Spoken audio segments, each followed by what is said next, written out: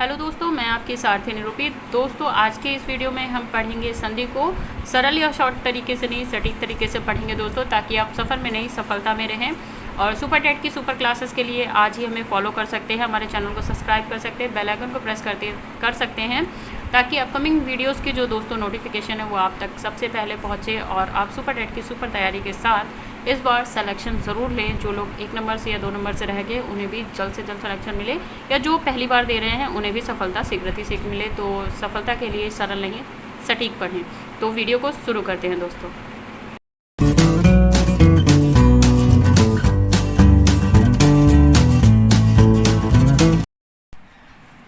Hello दोस्तों, आज का ये संधि का दूसरा वीडियो है दोस्तों। इससे पहले हम संधि के बारे में, संधि के प्रकार के बारे में पढ़ चुके हैं। आज हम पढ़ेंगे दोस्तों विस्तृत रूप से स्वर संधि। स्वर संधि में हमारे जितने भी भाग हैं उनके बारे में पढ़ेंगे और किस तरीके से हम स्वर संधि को पहचान सकते हैं, क्या पहचान है, क्या नियम है, सारा कुछ पढ़ेंगे। तो इस वीडियो को अंत तक के देखिएगा। बाकी दोस्तों, अगर आपने मेरा पहला वीडियो नहीं देखा है तो प्लीज़ उसे देख लीजिएगा।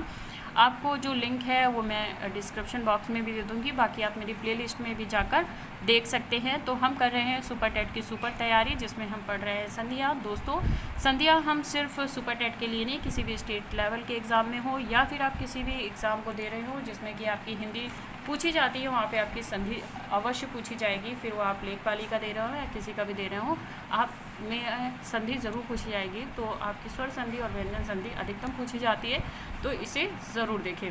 तो चलिए दोस्तों, आपने बहुत से वीडियो देखे होंगे संधि के ऊपर और बहुत सा विस्तृत देखे होंगे और शॉर्ट भी देखे होंगे, बट मैं हमेशा कहती हूँ कि शॉर्ट ना पढ़ें, सरल ना पढ़ें, सटीक पढ़ें, जिससे कि सफलता को प्राप्त करें आप। तो चलिए दोस्तों, शुरू करते हैं।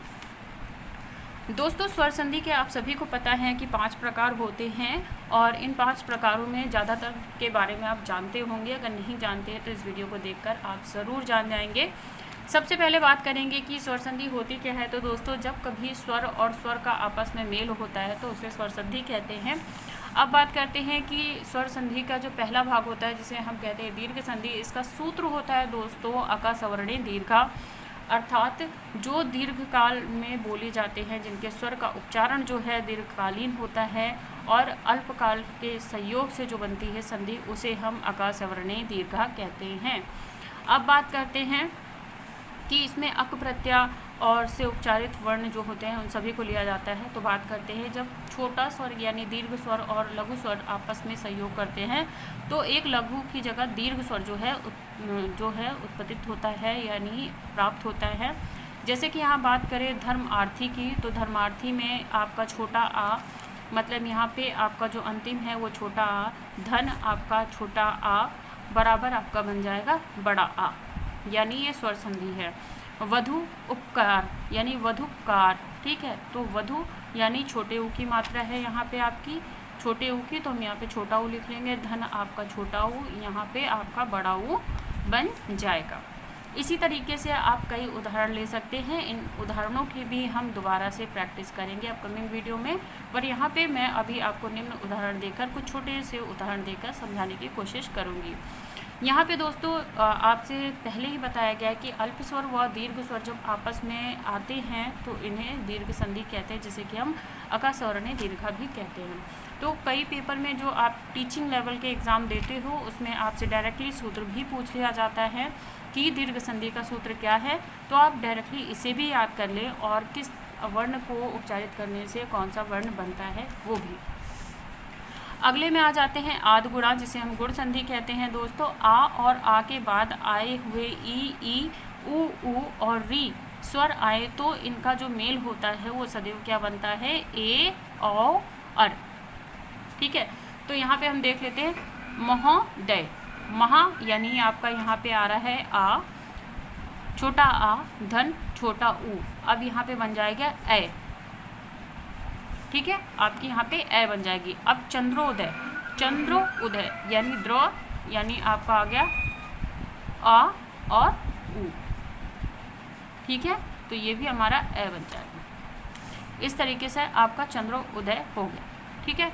अब यहाँ पे बात करते हैं, इसी तरीके से आपको मैं और भी उदाहरण लेकर आऊँगी। जैसा कि मैं पहले कह रही हूँ कि मैं कुछ उदाहरण के थ्रू आपको समझाने की कोशिश कर रही हूँ। बाकी आपको किसी भी संधि को समझने में कोई दिक्कत होती है तो प्लीज़ कमेंट सेक्शन में आके ज़रूर पूछिएगा। बाकी जो चीज़ें हम सीखते हैं कुछ चीज़ें सिखाते हैं, तो सीखने सिखाने का सिलसिला है, जीवन पर्यंत हम सीखते और सिखाते हैं। तो अगर आपको कुछ भी लगता है, कोई भी कन्फ्यूज़न हो तो डायरेक्टली कमेंट सेक्शन में आके ज़रूर पूछिएगा। तो चलिए अब पढ़ते हैं इको यर्ची यानी यड़ संधि के बारे में। इको यर्ची यानी इक यड़ अची, मतलब इक प्रत्यय यानी ई उ ल के बाद कोई भी असमान स्वर आए तो इसके स्थान पे यण प्रत्यय हो जाती है। दोस्तों मैंने आपसे पहले भी कहा था कि अगर आप क्या कहते हैं संधि सीखना चाहते हैं तो आपको महस्वर सूत्र जो है पढ़ने के याद करने पड़ते हैं। क्योंकि अब बात करें इक प्रत्यय की, अब आप सोचोगे इक प्रत्यय में कौन से वर्ण आते हैं, तो इक प्रत्यय में जो आपके वर्ण हैं ई उ रा ला जो है आते हैं, क्योंकि ई से का तक के अगर मैं आपको महस्वर सूत्र दिखाऊं तो आप अगर महस्वर सूत्र आपके सामने हो तो आप इजीली इस चीज़ को समझ सकेंगे और कर पाएंगे। देखिए यहाँ पे महस्वर सूत्र की बात करते हैं, आपको एक प्रत्यय की बात की गई यानी ई से लेकर का तक के। अब यहाँ पे आप यहाँ पे मार्क करें इक, मैं आपको नीचे समझाती हूँ। अगर बात कर रहे हैं इक प्रत्यय की तो ई यानी ई से ई आप पहला वर्ण ले लेंगे, देन उसके बाद ऊ ले लेंगे और अंतिम वर्ण जो है वो छोड़ देंगे। अब ये री ला हो जाएगा और री ला। अगर दोस्तों आप इसे याद नहीं करोगे तो आपको समझ में नहीं आएगा। आप कह रहे हैं कि यड़ में बदल जाता है यानी या और डा, यहाँ पे लिख ले रहे हैं यड़ प्रत्यय। यड़ प्रत्यय में कौन कौन से शब्द आते हैं हम देख लेते हैं। यड़ में आएगा आपका या व रा और उसके बाद आ जाएगा आपका ल या व रा ला। तो इस तरीके से आपके यड़ प्रत्यय में या रा ला वा आ जाएंगे। अब यड़ प्रत्यय में हम यहाँ पे लिख लेंगे या वा रा ला। अब क्या कह रहे हैं, नियम क्या कहना चाहता है, नियम हमसे ये बताना चाहता है जब कभी भी हमारे पहले में यानी पहली प्रत्यय यानी ई उ रा ला के बाद कोई भी असमान स्वर आएगा, कोई भी स्वर आपका आ सकता है उसमें से, क्योंकि स्वर संधि की बात कर रहे हैं, आपका आ ई उ आ सकता है, ए औ आ सकता है, ठीक है। तो कोई भी स्वर असमान स्वर आ सकता है तो हमारा इसमें से या वा रा ला बन जाएगा, ठीक है। अब बात करते हैं यद्यपि में, अगर बात करें तो यदि धन अपि यानी ई धन आ यानी इया या आ बन जाएगा। अब बात करते हैं अगली संधि की जिसमें हम पढ़ेंगे वृद्धि संधि। वृद्धि यानी वर्धि रेची, जब आ के बाद ए औ हो तो योग में ए और औ वर्ण आएंगे तो वृद्धि कही जाएगी।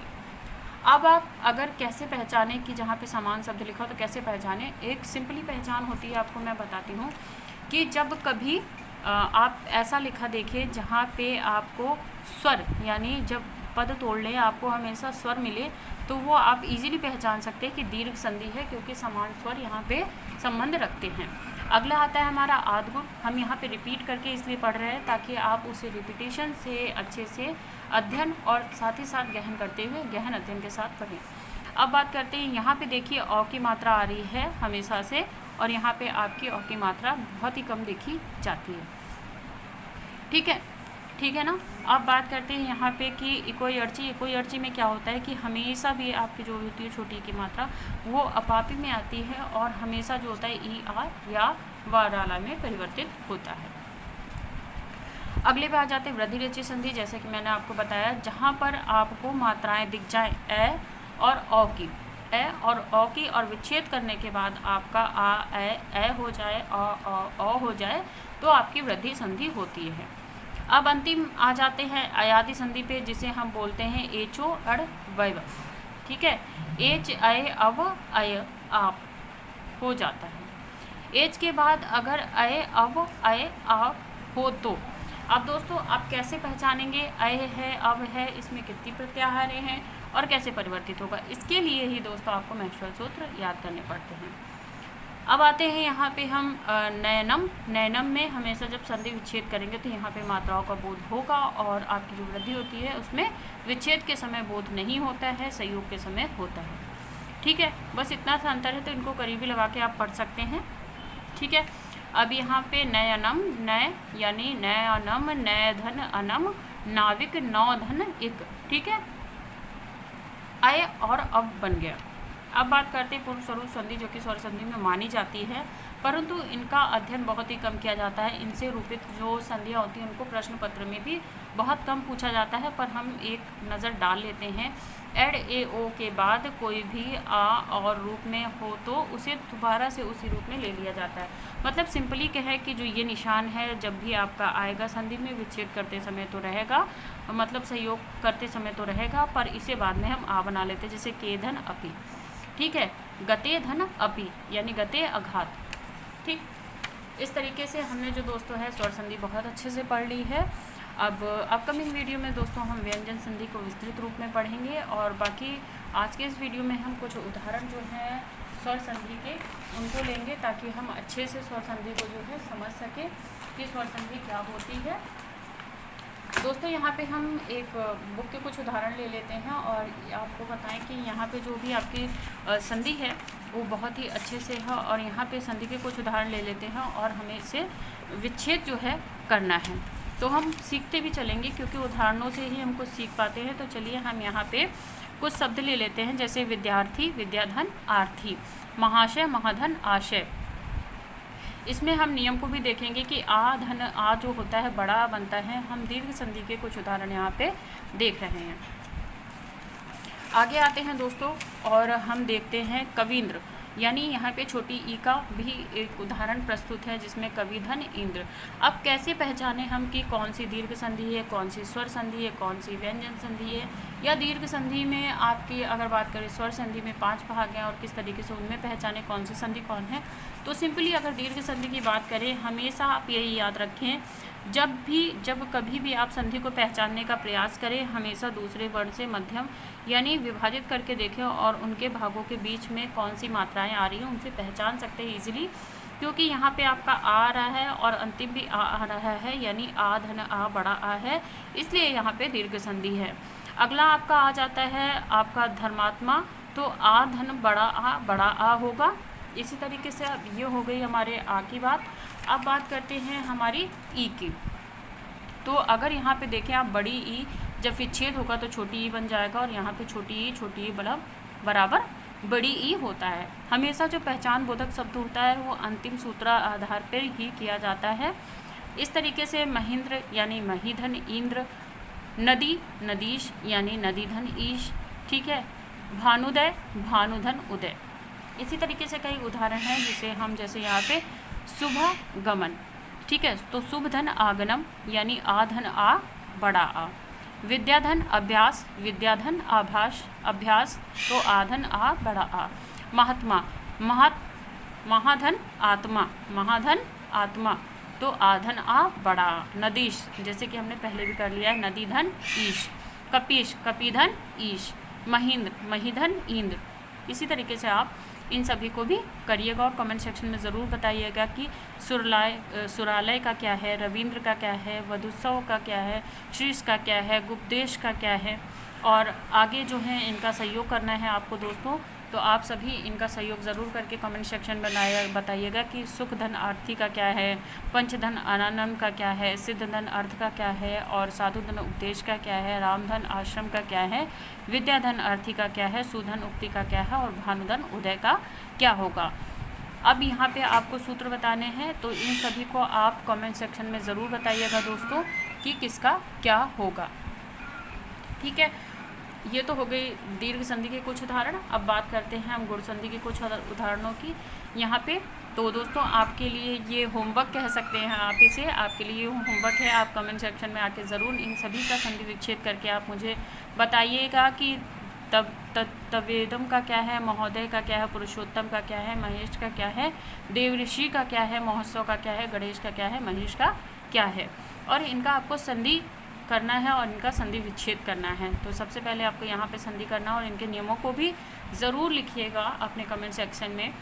तो आप जिस तरीके से आप संधि की 1 से 2 बार अगर प्रैक्टिस कर लेते हो, तो यकीन मानिए आप कभी भी संधि की गलतियाँ जो हैं आप करते आए हो नहीं करेंगे। बस एक दिन की प्रैक्टिस से आपकी जो संधि के मार्क्स कभी कटे होंगे या कटने की उम्मीद है तो बिल्कुल भी नहीं कटेंगे। बस आप इस काम को करके ज़रूर देखिएगा। अब यड़ संधि के कुछ उदाहरणों को हम ले लेते हैं। इत्यादि, नवगे और मध्वन्य, अन्वश्रणम और छत्रशा और भवादि। ठीक है, ये हो गया, हम संधि विच्छेद करेंगे। और अगले में हम संधि करेंगे, जैसे अति उदय, वधु एका, सुधि आगनन, हरि आज्ञम, ठीक है, अभी उदय और इति एकम, इनको हम संधि करेंगे। इसी तरीके से वृद्धि देख लेते हैं। वृद्धि के उदाहरण है सवे, सदैव, तथैव, मनुष्य, गौसे और देवाशय। और यहाँ पे आपको क्या है, वृद्धि संधि की बहुत अच्छी पहचान है, जहाँ पे आपको डबल ए की या डबल ओ की मात्रा जो है मिल जाती है। डबल ए की जहाँ भी आपको मात्रा मिलती है ओ की, तो आप आसानी से पहचान सकते हैं इन मात्राओं के थ्रू कि ये वृद्धि संधि है।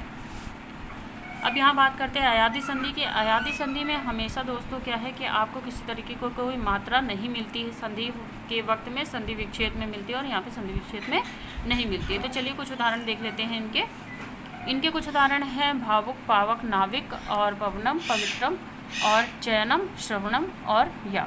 तो यहाँ पे आप एक अच्छे से एक शॉर्ट ट्रिक जिसे आप कहते हो, ट्रिक कह देते हैं हम उसे, पर यह नियम होता है कि आपको जहाँ पे वा और या मिल जाए, वा और या मिल जाए जहाँ पर भी, वो आपकी अयादी संधि होती है सिंपली।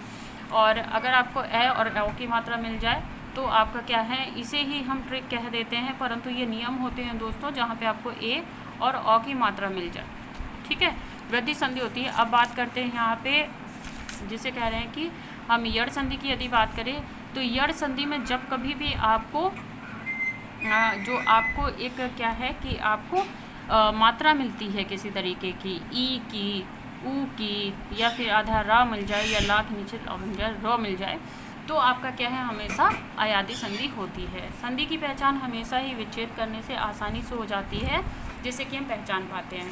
तो दोस्तों जितनी भी मैंने संधियाँ आपसे पूछी हैं उनको प्लीज़ कमेंट सेक्शन में आके सॉल्व करिएगा और बताइएगा कि आपको कितनी संधियों के जो अर्थ हैं पता है। तो आज की वीडियो में दोस्तों हमने स्वर संधि के सभी भागों को पढ़ा। उम्मीद करती हूँ आपको समझ में आया होगा। अगर नहीं समझ में आया तो कमेंट सेक्शन में आकर ज़रूर पूछिएगा दोस्तों। और इससे पहले अगर वीडियो नहीं देखे हैं तो प्ले लिस्ट में जाकर संधि के पहले वीडियो को देखें। और नेक्स्ट में हम पढ़ेंगे व्यंजक संधि और उनके प्रकार। और इसी तरीके से अगर आप सुपर टेट की सुपर तैयारी करना चाहते हैं या हिंदी को अच्छे से समझना चाहते हैं तो हमारे चैनल को सब्सक्राइब करना बिल्कुल ना भूलें। चैनल को सब्सक्राइब करें, बेल आइकन को प्रेस करें ताकि अपकमिंग वीडियोस के नोटिफिकेशन दोस्तों को आपको मिल जाए। तो आज की वीडियो में फ्रेंड इतना ही। Thanks for watching my video friend. Bye bye friend.